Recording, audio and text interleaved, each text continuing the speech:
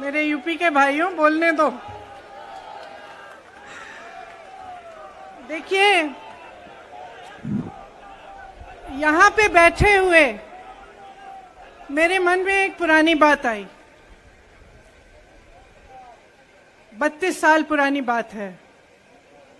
मई 1991 की बात है। मेरे पिता की शव यात्रा तीन मूर्ति भवन से निकल रही थी। अपनी मां के साथ और अपने भाई के साथ हम एक गाड़ी में बैठे थे। सामने भारतीय सेना की एक ट्रक थी, फूलों से लदी हुई थी। उसके ऊपर मेरे पिताजी का शव था। थोड़ी देर काफिला चला, 5-10 मिनट चला। फिर राहुल कहने लगे मैं उतरना चाहता हूं। तो मां ने मना किया। उस समय सुरक्षा का भी बहुत वो था। तो मां ने कहा नहीं, तुम उतर नहीं सकते। राहुल ने जिद की, नहीं मैं उतरूंगा। मैंने मां से कहा मां उतरने दो। राहुल गाड़ी से उतरा। उस सेना की ट्रक के पीछे खड़ा होके चलने लगा और तीन मूर्ति से लेके कड़ी धूप में अपने पिता के जनाजे के पीछे पीछे पैदल चलते चलते चलते चलते यहां पहुंचा। इस जगह से कुछ 400-500 गज दूर यहां पर मेरे शहीद पिता के अंतिम संस्कार मेरे भाई ने किए।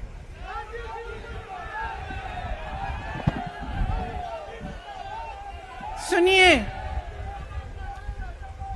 वो चित्र मेरे दिमाग में अभी भी है, मेरे मन में है। मेरे पिता का शव इस तिरंगे झंडे में लपेटा गया था। इस तिरंगे के नीचे मेरे पिता का शव था और उसके पीछे चलते चलते मेरा भाई यहां आया। उस शहीद पिता का अपमान भरी संसद में किया जाता है। उस शहीद के बेटे को आप देशद्रोही कहते हैं, आप मीर जाफर कहते हैं, उसकी आप मां का अपमान करते हैं।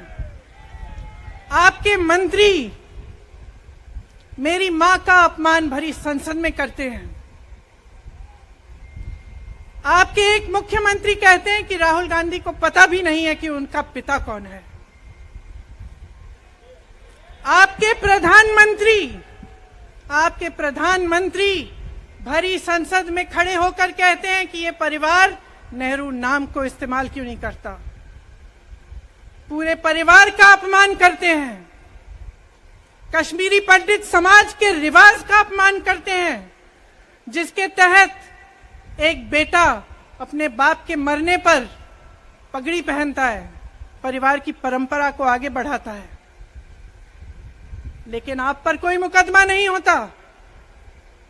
आपको 2 साल की कोई सजा नहीं मिलती।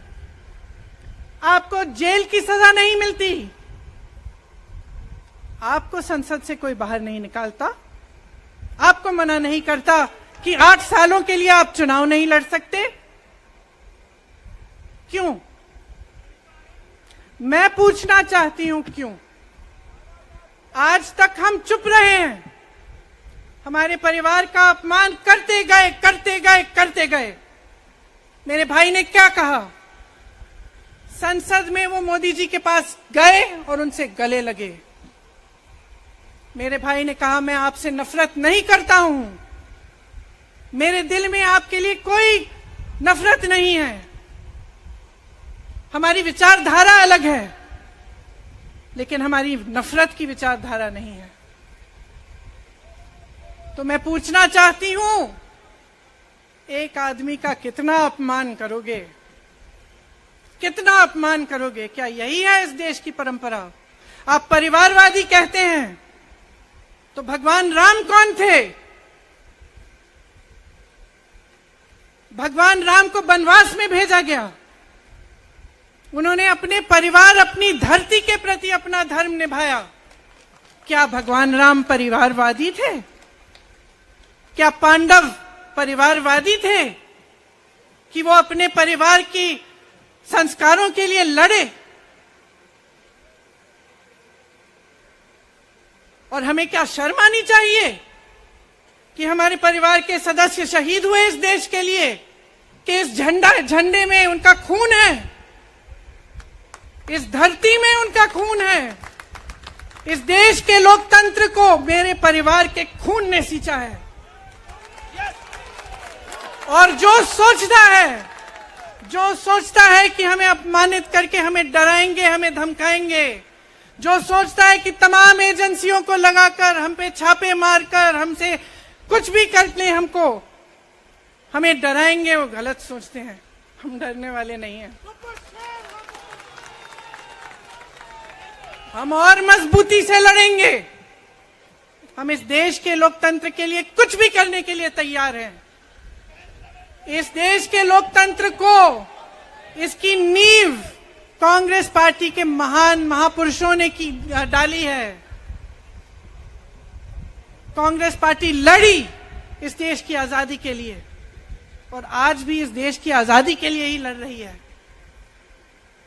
कभी कभी मैं सोचती हूं, मुझे समझ में नहीं आता कि पब्लिक क्या सोच रही है। क्या देख नहीं रही है क्या हो रहा है? क्या आपको दिख नहीं रहा है कि आपकी सारी संपत्ति लूटी जा रही है, एक आदमी को दी जा रही है, गिने चुने उद्योगपतियों को सब कुछ दिया जा रहा है? किसकी संपत्ति है? ये राहुल गांधी की संपत्ति है, ये आपकी संपत्ति है। ये पीएसयू किसके हैं? किसके लिए बनाए गए? आपके लिए बनाए गए, जो ऐसे एक के बाद एक इनको बेचे जा रहे हैं, दिए जा रहे हैं। इसी से तो आपका रोजगार आता है। छोटे उद्योगों से, छोटे व्यापारियों से आपका रोजगार आता है। किसी बड़े अडानी से नहीं आता। रोजगार नहीं देते, छीनते हैं आपका रोजगार। तो आप समझ क्यों नहीं पा रहे हैं? आप गैस के सिलेंडर के लिए 1000 रुपए दे रहे हैं और यहां आपकी सारी संपत्ति किसी को सौंपी जा रही है। राहुल गांधी जी ने क्या कहा? अरे कौन सा इतना बड़ा जुल्म कर लिया कि आपसे 2 सवाल पूछ लिए, जवाब नहीं दे पाए ना, घबरा गए। और जो अहंकारी होते हैं, तानाशाह होते हैं, क्या करते हैं? जब सवालों का जवाब नहीं दे पाते तो पूरी सत्ता को लेकर जनता को दबाने की कोशिश करते हैं। जो सवाल उठाता है उसको दबाने की कोशिश करते हैं। आपने कभी सोचा है, आंखें खोलिए, आपने कभी सोचा है कि ये पूरी सरकार, ये सारे मंत्री, ये सारे सांसद एक आदमी को बचाने की क्यों इतनी कोशिश कर रहे हैं? इस अडानी में है क्या कि इसको आप सारी संपत्ति दे रहे हो देश की? 20 हजारों करोड़ शेल कंपनियों में इनकी हैं और आप इन पे इंक्वायरी नहीं कर सकते। ये अडानी है कौन कि आप सब उनका नाम उठते ही बौखला जाते हैं और उनको बचाने में लग जाते हैं?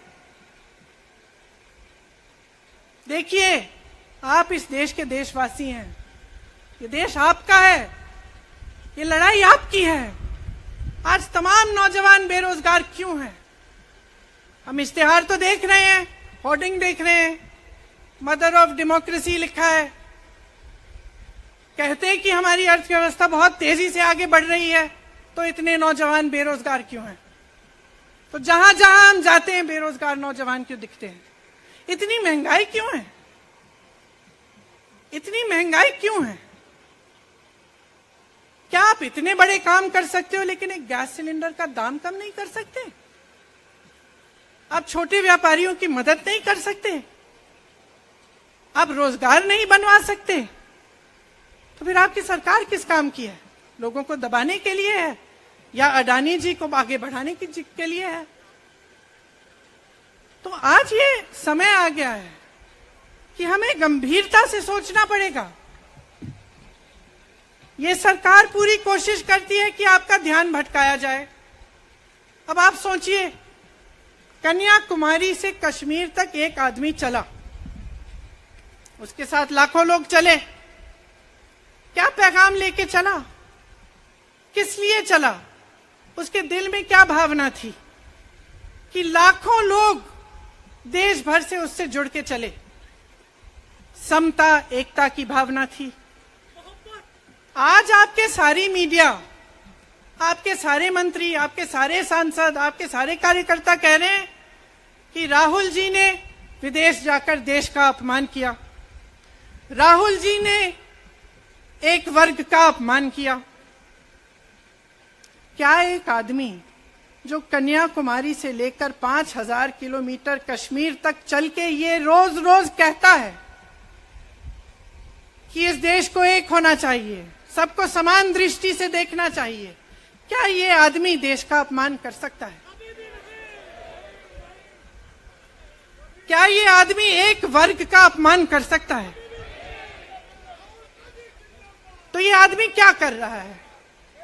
ये आपकी आवाज उठा रहा है। ये क्या कह रहा है? कह रहा है कि गरीबों को अपना हक दो, नौजवानों को अपना हक दो, महिलाओं को अपना हक दो। यही तो कह रहा है। और हक क्या है? हक ये है कि जो आपका है वो आपके हाथों में जाना चाहिए, किसी बड़े उद्योगपति के हाथ में नहीं, जो प्रधानमंत्री जी के मित्र हैं। ये है आपका हक। उसी हक की लड़ाई लड़ रहा है। तो आप समझिए, ये एक इंसान की बात नहीं है, ये एक राहुल गांधी की बात नहीं है, ये पूरे देश की बात है। जब हम कहते हैं लोकतंत्र को बचाना है, तो हम किस बात की को बचाने की कह रहे हैं? क्या कह रहे हैं हम? लोकतंत्र क्या होता है? खुल के जवाब मांगो, सवाल उठाओ। यही तो लोकतंत्र है कि आपको कोई आपत्ति है, कोई समस्या है, आप किसी के पास जाकर अपना हक मांग सकते हैं। आप कह सकते हैं, भाई हमारे लिए ये क्यों नहीं किया, इतनी महंगाई क्यों है, हमारे लिए रोजगार क्यों नहीं बनाए। लेकिन आज यही हक आपसे छीना जा रहा है और आपका ध्यान इधर उधर भटकाया जाता है और इतनी चीजों को फैलाया जाता है जो सच नहीं है, झूठों को फैलाया जाता है। आप सोचिए, राहुल गांधी दुनिया के सबसे बड़े जो शिक्षा के संस्थान है वहां से पढ़ के आए हैं। हार्वर्ड और कैम्ब्रिज की उनकी डिग्री है। कैम्ब्रिज से उन्होंने इकोनॉमिक्स में मास्टर्स डिग्री, एमफिल डिग्री उनको मिली। आप उसको पप्पू बनाते हैं। पूरे देश भर में आपकी सहायता के साथ, मेरे मीडिया के दोस्तों, डिग्री आपने देखी नहीं, सच्चाई आपने देखा नहीं, उनको पप्पू बना दिया। फिर पता चला कि ये पप्पू तो यात्रा में निकल आया और पता चला कि ये तो पप्पू है ही नहीं। इसके साथ तो लाखों लोग चल रहे हैं। ये ईमानदार भी है,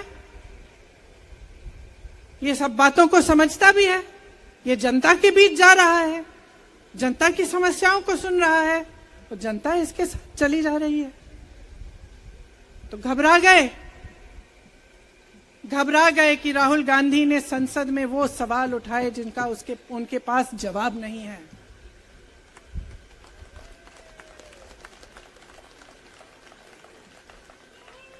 क्या किया सुन लीजिए। एक तरफ से हंसी भी आती है कि एक आदमी को रोकने के लिए इतना सारा करना पड़ा।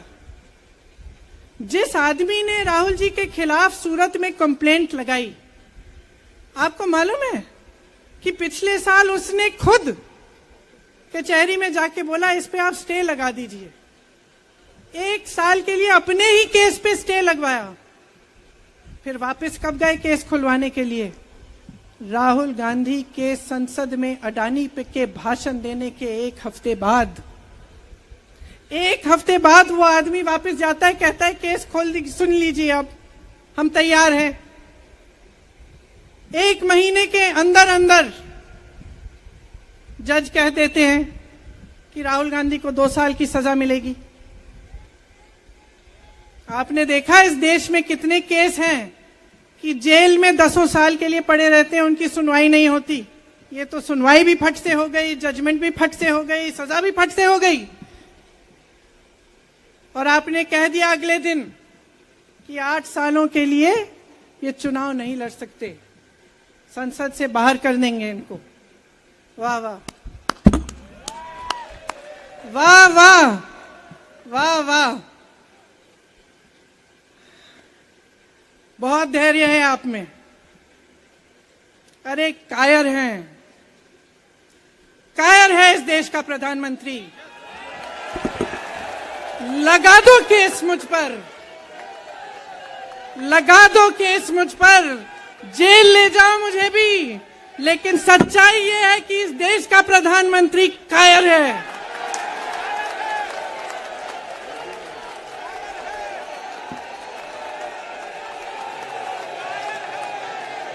अपनी सत्ता के पीछे छुपा हुआ है,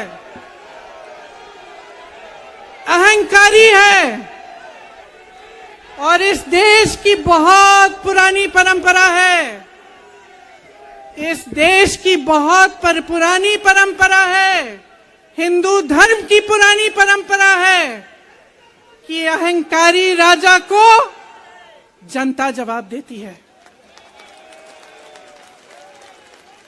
और इस देश की बहुत पुरानी परंपरा है कि अहंकारी राजा को ये देश पहचानता है। मेरे परिवार ने मुझे एक चीज सिखाई है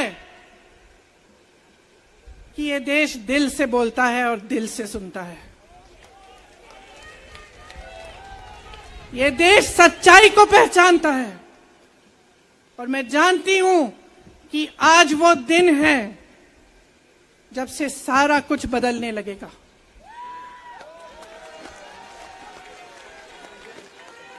मेरे मीडिया के साथियों, मैं आपसे कहना चाहती हूं, बहुत हो गया है, बहुत हो गया है।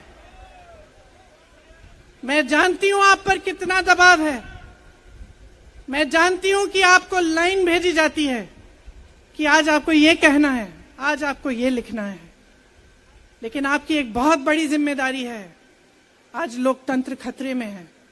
अगर सरकार सवाल उठाने वाले को 8 सालों के लिए संसद से निकाल सकती है, अगर कह सकती है कि तुम्हें चुनाव लड़ने की ही इजाजत नहीं है, तो बहुत गड़बड़ है, बहुत गलत हो रहा है, और ये लोकतंत्र के लिए ठीक नहीं है, ये इस देश के लिए ठीक नहीं है। जब आप पत्रकार बने, शुरू में जब आप काम के लिए आए, तो आपके दिल में भी ये होगी बात कि देश के लिए मैं सच्चाई बोलूंगा, मैं सच्चाई बोलूंगी। आज आप बोल नहीं पा रहे हैं, हिम्मत करिए, खड़े हो जाइए आप भी। और जैसे खड़गे जी ने कहा कि तमाम पार्टियों ने आज अपनी आवाज उठाई है, उनका हम सब धन्यवाद देते हैं। और हम सबको एक होना पड़ेगा, इसलिए होना पड़ेगा क्योंकि आज ये देश खतरे में है। आज इस देश की सारी संपत्ति एक आदमी को सौंपी जा रही है, और उस आदमी को बचाने के लिए पूरी सरकार खड़ी हो जाती है। बहुत गलत हो रहा है। अगर आज मेरे भाइयों और बहनों आप इसको पहचान नहीं पाएंगे, तो इस देश को बहुत खतरे में डाल देंगे। इसीलिए यहां खड़े हुए महात्मा गांधी जी की समाधि के कुछ ही गज दूर खड़े हुए मैं आपको याद दिलाती हूं कि कितनों ने इस देश के लिए अपना खून बहाया है, कितनों ने इस देश की धरती, इस देश की आजादी के लिए अपना खून बहाया है। ये अफसर हैं यहां तैनात खड़े हैं, इसी तरह से इनके भाई सरहद पे खड़े होते हैं हमारे लिए, आज भी अपना खून बहा रहे हैं। क्या इसके लिए, क्या अडानी जी के लिए, कि अपने देश के किसान के लिए, अपने देश के गरीब के लिए, अपने देश के छोटे व्यापारियों के लिए, महिलाओं के लिए, अपने बच्चों के भविष्य के लिए हम सब अपनी जान देने के लिए तैयार हैं। तो मैं आपसे आग्रह करती हूं, मेरे देशवासियों, आंखें खोल लो, समय आ गया है, डरो मत। राहुल गांधी के शब्दों में डरो मत, इनका सामना करने का समय आ गया है। एकजुट हो जाओ, सामना करो, इस देश की सच्चाई को उभारो, इस देश की एकता को बनाए रखो और इस देश को आगे बढ़ाओ। जय हिंद, जय हिंद, जय हिंद।